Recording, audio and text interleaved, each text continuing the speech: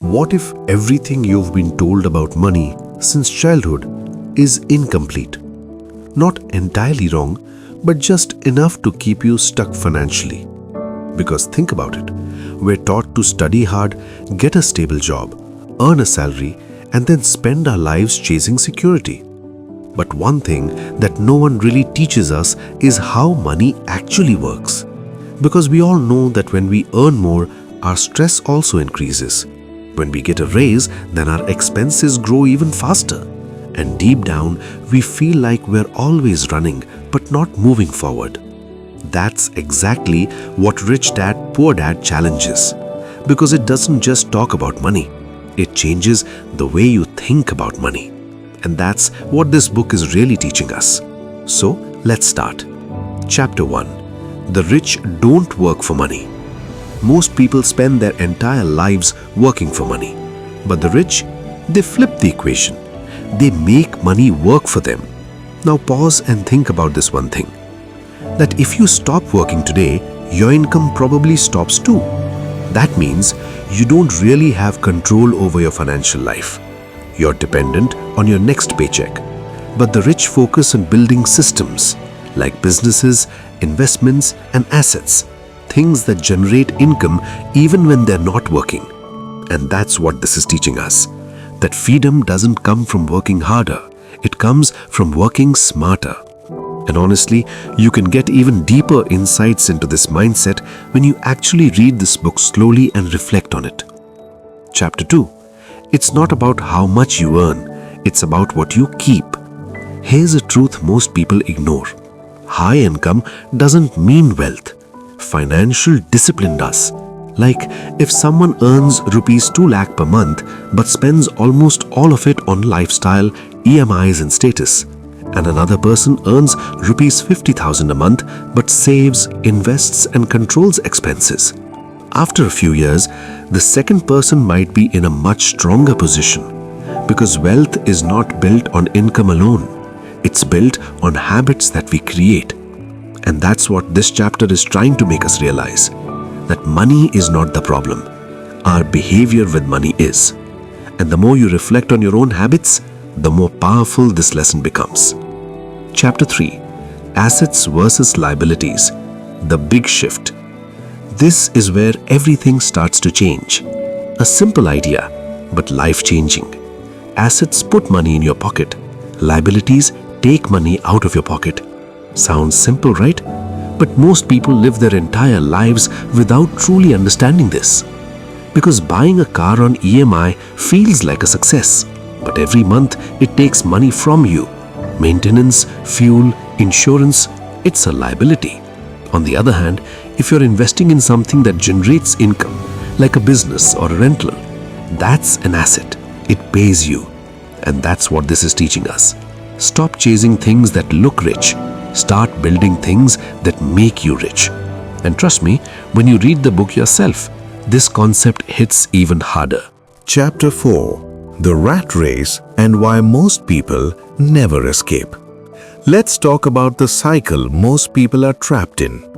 Earn, spend, bills, repeat. Month after month, year after year. This is the rat race. For example, you get your salary, you pay rent, EMI, expenses, and then wait for the next month. And when your salary increases, your lifestyle increases too. So you stay in the same loop, just running faster but going nowhere. That's what this chapter is trying to open your eyes to. That the problem is not your income. The problem is the system you're stuck in. And the only way out is to build assets that cover your expenses.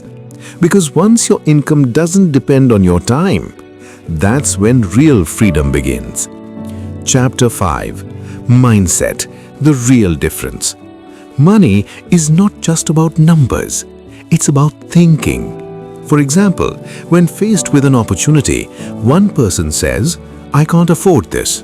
Another person asks, "How can I afford this?" Same situation, completely different mindset.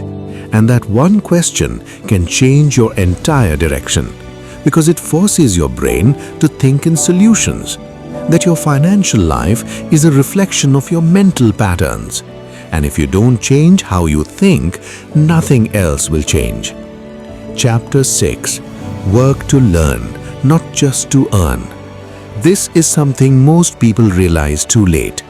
We choose jobs based on salary, but the rich choose based on learning. For example, a job that teaches communication, sales, leadership might not pay much in the beginning, but those skills can multiply your income later, because skills create opportunities, and opportunities create wealth.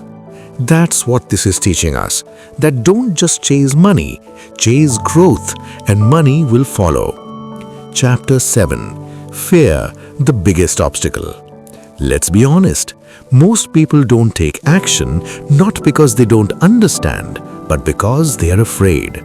Afraid of losing money, afraid of making mistakes, afraid of failing. Like you want to invest, but you keep waiting for the perfect time. Or you have an idea, but you overthink it until you give up. But here's the truth. Even rich people feel fear all the time. But the difference is they don't stop there. They act anyway. And that's what this is teaching us, that playing safe all the time is actually the riskiest thing you can do. So today, please don't just listen to this, reflect on it. Because this is not just a book about money, it's a book about how you think, act, and live. And before making your next purchase, ask yourself, is this an asset or a liability? Before saying I can't, pause and ask yourself, how can I?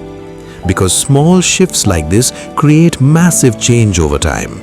And remember, you don't become rich by chance, you become rich by choice. A choice you make every single day. And if this message stayed with you, don't stop here, because you can get even deeper insights, clarity, and perspective when you actually read this book yourself. And please do like, share, and subscribe this channel and hit that bell icon to get latest updates. Thank you.